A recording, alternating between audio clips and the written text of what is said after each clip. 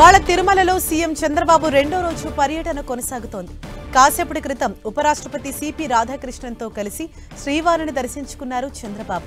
ఉపరాష్ట్రపతితో కలిసి వెంకటాద్రి నిలయాన్ని చంద్రబాబు ప్రారంభించనున్నారు. 102 కోట్ల రూపాయలతో వెంకటాద్రి నిలయాన్ని టీటీడీ నిర్మించింది. వెంకటాద్రి నిలయంలో 4000 మంది భక్తులకు వసతి సౌకర్యం కలగనుంది. ఉపరాష్ట్రపతికి పద్మావతి వసతి గృహంలో వీడ్కోలు పలకనున్న సీఎం అనంతరం పలు అభివృద్ధి కార్యక్రమాల్లో పాల్గొంటారు. కొత్తగా అందుబాటులోకి తెచ్చిన ఏఐ కమాండ్ కంట్రోల్ సెంటర్ను సీఎం చంద్రబాబు ప్రారంభించనున్నారు. శ్రీవారి ప్రసాదానికి సంబంధించి మిషన్ ప్లాంట్ను కూడా సీఎం లాంచ్ చేయనున్నారు. మధ్యాహ్నం 12 గంటలకు తిరుపతి నుంచి అమరావతికి చంద్రబాబు తిరిగి వెళ్లనున్నారు. ఏపీ అసెంబ్లీ సమావేశాల్లో శాంతి భద్రతపై జరిగే చర్చలో సీఎం పాల్గొననున్నారు. ఇక ఇవాళ మధ్యాహ్నం సచివాలయం సమీపంలో ఏర్పాటు చేసిన కార్యక్రమంలో డీఎస్సీ అభ్యర్థులకు నియామక పత్రాలు పంపిణీ చేయనున్నారు సీఎం.